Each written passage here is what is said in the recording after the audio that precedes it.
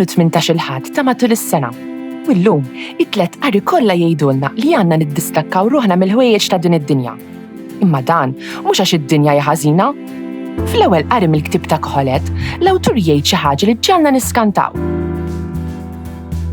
Offruha tal-fruwat, kollox fruwa.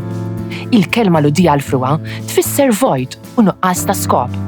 Koħolet irid jgħid li l-ħwejjeġ ta' din id-dinja ma jibqgħux għal dejjem. Imqar jekk tgħaddi ħajtek kollha tistinka l-ħaġa, mhix se tibqa' jew tkun tiegħek għal dejjem. Din tidher ħaġa taswit il-qalb, imma m'għandix tkun. Nistgħu nkunu grati għal ħwejjeġ li għandna sakemm jinsabu għandna. Ma nistgħux niggranfaw magħhom, nitilquhom.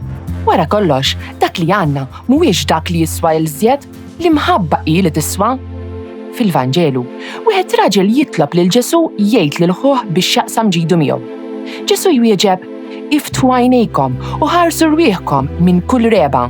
Għax imqar jekk wieħed ikollu bir-radam, ħajtu ma tiddependix mill-ġid li jkollu.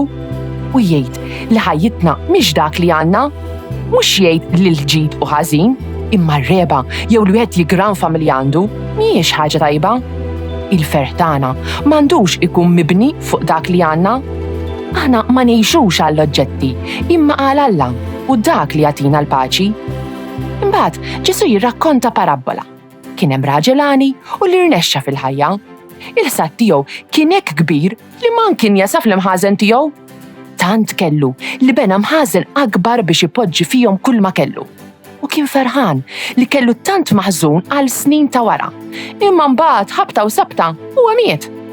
Aħna kollha bħal dan ir-raġel dejjem irridu iżjed.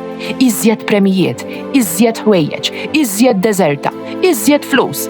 Imma kieku Alla kellu jistaqsik, ħajtek x'sens fiha, xi twieġbu?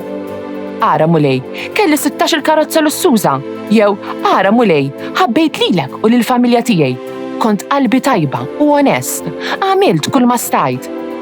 Li nistanew quddiem Alla, l-aħħar vers tal-Vanġelu ta' din il-ġimgħa, ifisser nkunu mimlija bil-fidi, it-tama u l-imħabba.